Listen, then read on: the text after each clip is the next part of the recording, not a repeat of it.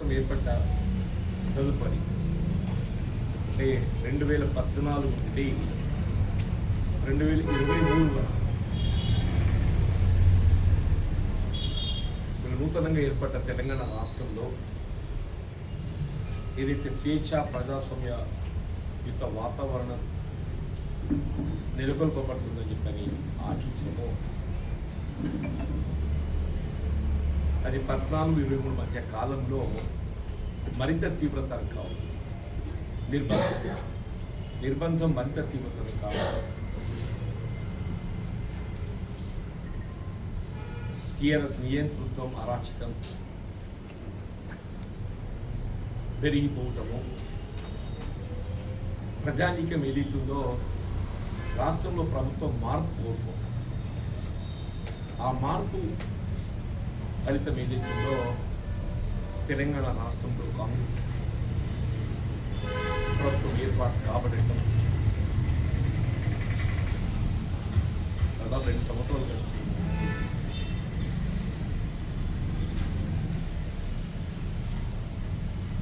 అంటే ఈ 2 సంవత్సరాల్లో రాష్ట్రంలోనైతే స్వేచ్ఛాయుత వాతావరణం నిలబడుతుంది. ప్రజానీకానికి ప్రజాస్వామ్యత వాతావరణం ఏదైతుందో నెలకొల్పబడింది. కానీ జగిత్యాల నియోజకవర్గంలో మాత్రం ఏదైతుందో ఇంకా అదే టీఆర్ఎస్ నియంతృత్వ పోకడలు, పోలీస్ అధికార యంత్రాంగం ఏదైతున్నదో 2023 వరకు ఏ విధంగా కాంగ్రెస్ కార్యకర్తలపై ఒత్తిడి పెంచే విధంగా తప్పుడు కేసులతో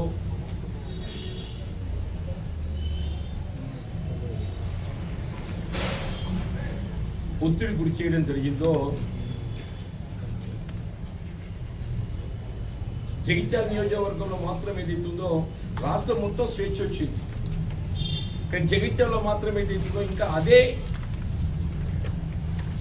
బీఆర్ఎస్ ప్రభుత్వ పాలనలో పోలీస్ అధికార యంత్రాంగం ఏ విధమైనటువంటి ఒక కాంగ్రెస్ కార్యకర్తల మీద దౌర్జన్యాలకు పాల్పడ్డదో, ఈ విధంగా తప్పుడు కేసులు నమోదు చేసి ఒత్తిళ్లకు గురి చేయడం జరిగిందో ఇంకా అదే కొనసాగుతున్నట్టు కనపడుతుంది.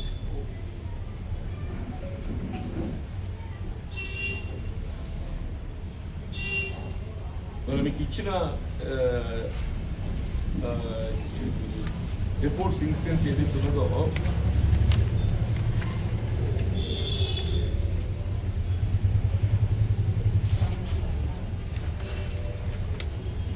అప్పుడు 2023లో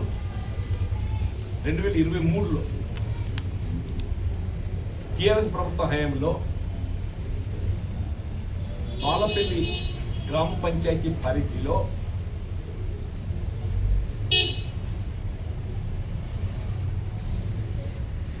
ఏదైతే బిల్లులకు సంబంధించి జాయింట్ చెక్ పవర్ ఉండడంతో ఆ అంశం పైన జరిగిన చర్చ పరిణామం సర్పంచ్ పై దాడి చేయబడటం, భూపతి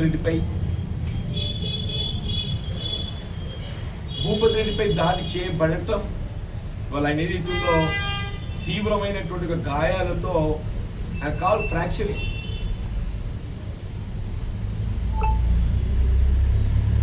అంటే వాస్తవంగా ఏదైతుందో దాడి జరిగింది భూపతి రెడ్డిపై అన్నాడు. కానీ కేసు నమోదు చేయబడి 307లో అటెంప్ట్ మర్డర్ రేవంత్ రెడ్డి అని చెప్పారు భూపతి రెడ్డి కొడుకు. అతన్ని ఏదైతున్నదో అరెస్ట్ చేసి మరి జ్యుడిషియల్ కస్టడీ జైలు పాలు చేయడం. అంటే వీళ్ళు చెప్పేది అన్నాడు ఏదైతే ఈ 307 కేసు నమోదు చేయడం జరిగి రేవంత్ రెడ్డి జ్యుడిషియల్ కస్టడీ పంపడం జరిగిందో medical certificate very clear, it's a simple injury. Medical evidence is very clear, it's a simple injury.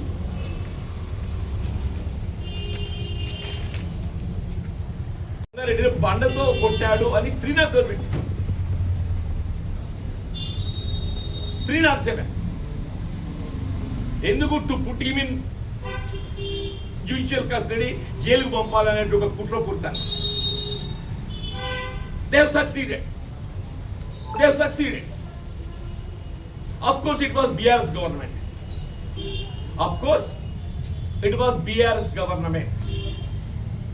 అప్పుడు బీఆర్ఎస్ ప్రభుత్వం ఉండే కాబట్టి ఏదైతున్నదో కాంగ్రెస్ కార్యకర్తలపై పోలీస్ దౌర్జన్యం చేయబడ్డది. అప్పుడు రాష్ట్రంలో బీఆర్ఎస్ ప్రభుత్వం ఉండడంతో ఏదైతుందో కాంగ్రెస్ కార్యకర్తలపై దౌర్జన్యం చేయడం జరిగింది. ఇది కొంతవరకు ఏదైతుందో మనం ఊహించవచ్చు. బట్ టుడే రాష్ట్రంలో కాంగ్రెస్ ప్రభుత్వం ఉన్నది, మళ్ళీ అదే దౌర్జన్యం కొనసాగుతున్నది.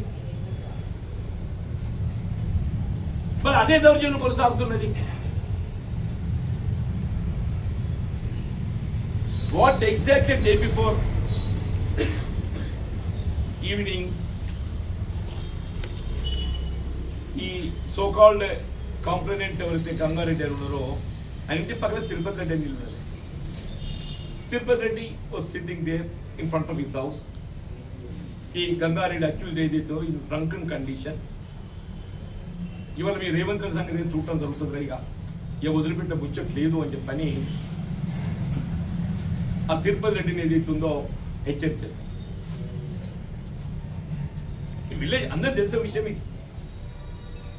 అలా బతుకమ్మ పోయి రిటర్న్ వస్తుంటే మనోహర్ అని చెప్పని ఈయన సహచరుడు, రేవంత్ రెడ్డి సహచరుడు, పాపం చిన్న పాపని ఎత్తుకొని బతుకమ్మ కాడి పోయి తిరిగి వస్తుంది. అందులో ఫిల్దీ లాంగ్వేజ్ తిట్టడమే కాదు, ఇవాళ మీ రేవంత్ రెడ్డి సంగతి ఏదో దేనిపోతారు అని చెప్పి హెచ్చరించారు.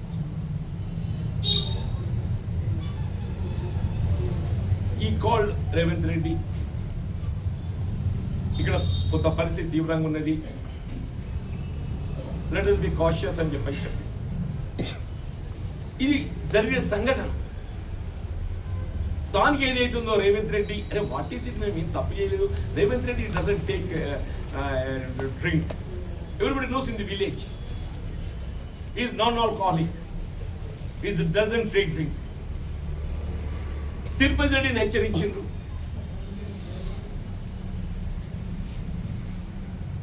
రేవంత్ రెడ్డి వాళ్ళు చూడగానే ఏదైతుందో the same Gangareddy and his followers ఎవరు కొడుకు ఇంకా వాళ్ళ సహచరులు ఏదైతుందో దే హావ్ పెల్టెడ్ స్టోన్స్, బండలు పెట్టి కొట్టి. అందులో ఒక బండి వచ్చేది అవుతుందో కార్తీక్ అనే ఒక మధ్యవర్తికి తగిలింది. ఒక బండ కార్తీక్ అనే ఒక మధ్యవర్తి తగిలి కార్తీక్ ఏదైతుందో వీళ్ళు ఈ గంగారెడ్డి వాళ్ళు ఏదైతే రాళ్ళు విసిరారో ఆ రాళ్లతో ఏదైతే దిస్ ఇస్ పాస్ట్ 23 సంఘటన. 23 బీఆర్ఎస్ ప్రభుత్వం అధికారంలో ఉన్నది. బీఆర్ఎస్ నాయకులు ఒత్తిడికి మీరు లొంగి ఉండొచ్చు. 23లో బీఆర్ఎస్ ప్రభుత్వం అధికారంలో ఉన్నది. బీఆర్ఎస్ నాయకులు ఒత్తిడి మీరు లొంగి ఉండొచ్చు. మరి ఇవాళ కూడా బీఆర్ఎస్ ప్రభుత్వమే ఉన్నదా? బీఆర్ఎస్ నాయకులు ఇక్కడ అధికారంలో ఉన్నారా? ఇవాళ కూడా ఇక్కడ కాంగ్రెస్ ప్రభుత్వం ఉందా, ఇక్కడ బీఆర్ఎస్ ప్రభుత్వం ఉందా? ఇక్కడ ఏంది, వాట్ ఈస్ నీకు కనీసం జ్యుడిషియస్ మైండ్ ఉండాలి, జ్యుడిషియస్ మైండ్ ఉండాలి. ఒక బాధ్యత గల పౌరుడిగా, కాంగ్రెస్ నాయకుడిగా నేను ఐ సెడ్ దయచేసి ఏదైతుందో విచారణ నిష్పక్షపాతంగా చేపట్టండి. What I said, I spoke with the DSP, please visit the spot. I spoke with the sub-inspector of police. I spoke with the sub-inspector of police. నేను రేవంత్ రెడ్డిని ఏదైతున్నదో తప్పు చేయనప్పుడు నువ్వు ఏదైతుందో జంకవలసిన అవసరం లేదు. The enquiry will go judiciously. నేను చెప్తున్నా బికాజ్ నేను వారితో మాట్లాడాలి విచారణ అధికారులతో కాబట్టి ఏదైతుందో విచారణ నిష్పక్షపాతంగా దొరుకుతున్న విశ్వాసం నాకున్నది. దయచేసి నువ్వు విచారణ పొలిషన్ పోయి కాన్సెంట్రేట్ పోయి తొందర మళ్ళీ మండలం ఫుల్ రికార్డెడ్ ఎవిడెన్స్. పోగల భూపతి దగ్గర కత్తి రికవర్ చేసిన అని చెప్పని కూడా స్టేషన్లోనే బొమ్మని చెప్పిన పోయిండు. Are himself have gone. వాడు కత్తి జగన్ ఈ కత్తిని పొడిచాడు స్టేషన్ పోతాడా? చూడండి విచారణ.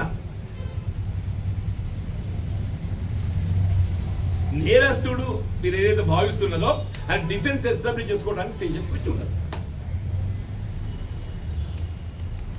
ఇప్పుడు కత్తి జబ్బులు పెట్టుకుపోయి ఇగో ఈ కత్తితో పొడిచాన్ని పట్టుకొని పోతాడా కొద్దిరన్నా? What is happening? Definitely I'm taking it notice of the DGP. Director of general police దృష్టి తీసుకెళ్తాను నేను, ప్రభుత్వం దృష్టి తీసుకెళ్తాను నేను.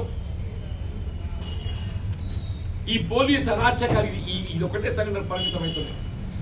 కానీ దేర్ ఆర్ ఇటువంటి సంఘటనలు ఇంకా చాలా ఉన్నాయి చెప్పాలంటే. ఇప్పుడు అన్ని బయటకు వచ్చినాయి. గత 23 సంఘటనలు ఏదైతే 307 పెట్టి రేవంత్ రెడ్డి జైల్లో పెట్టిండ్రు అన్నాడు.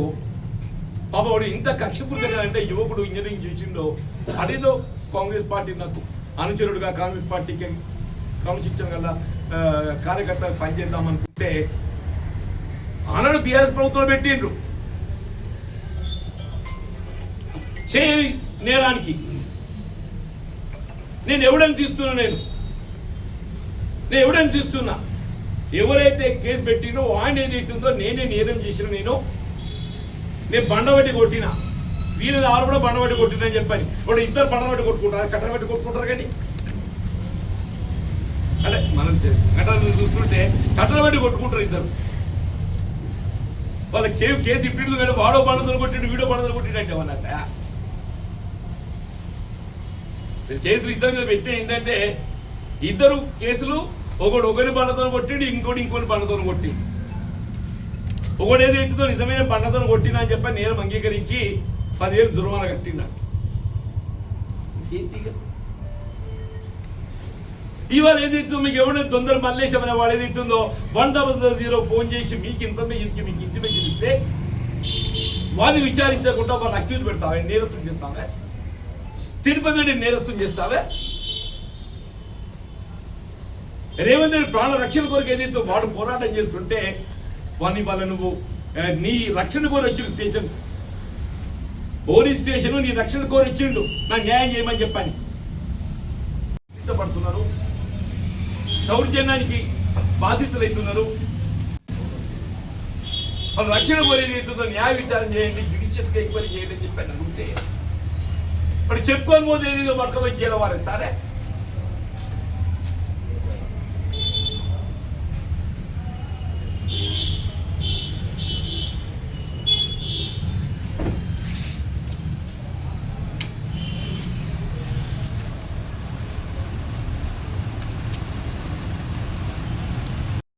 Almost it was a meeting. It was a meeting, or not almost, it was a meeting. In presence of the officers.